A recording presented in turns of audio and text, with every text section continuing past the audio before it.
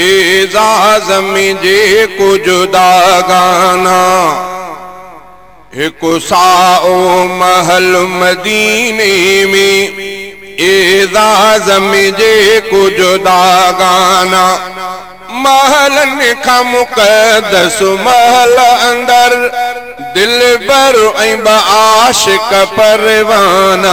एक साओ महल मदीने में एजाज में जेको जुदा गाना एक साओ महल मदीने में एजाज में जेको जुदा गाना सिद्दीक अली के फरमायो तो गुसल नबी के फरमायो सिद्दीक अली के फरमायो तो गुसल नबी के फरमायो तू सागन प्यारन हथड़न सा मूंखे बि गुसल जाना तू सागन प्यारन हथड़न सा मूंखे बि गुसल जाना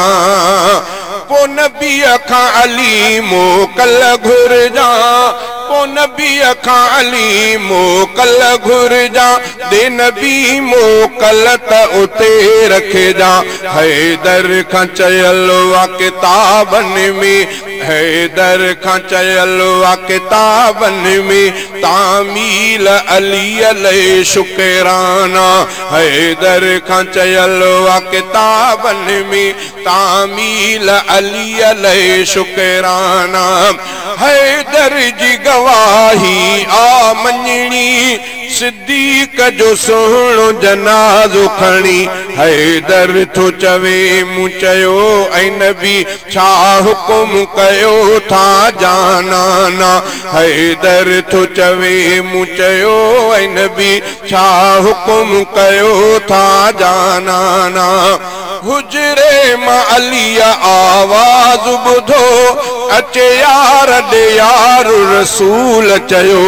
हुजरे मां अली आवाज़ ॿुधो अचे यार ॾे यार रसूल चयो सिद्दीक जे ख़ातिर हुजरे जो दर पाण खुलियो बिना दरबाना सिद्दीक जे ख़ातिर हुजरे जो दर पाण खुलियो बिना दरबाना हुजरे में वनी हिक जाय बची उहा पूरी कई फारूक अची फारूक घुरी अम्मा आयशा ॾिनी गुल पहुता वनी मुंहिंजे गुलदाना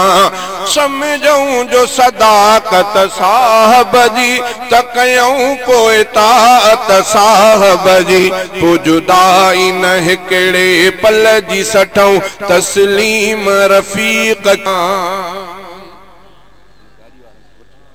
अल-मकसूदी को साउंड शिकार कर उस्ताद फेज मोहम्मद शेख इस्लामी डाउनलोडिंग ऐं टेप कैसेट मेमोरी कार्ड में रिकॉर्ड कराने जे लाइ याद रखंदा सिद्दीक हैदर किताब घर नर मेन गेट पिटी हाई स्कूल नंबर 2 शिकारपुर राब्ते जे लाइ यार मोहम्मद शेख मोबाइल नंबर 033012937775 एजाज में जेको जुदा गाना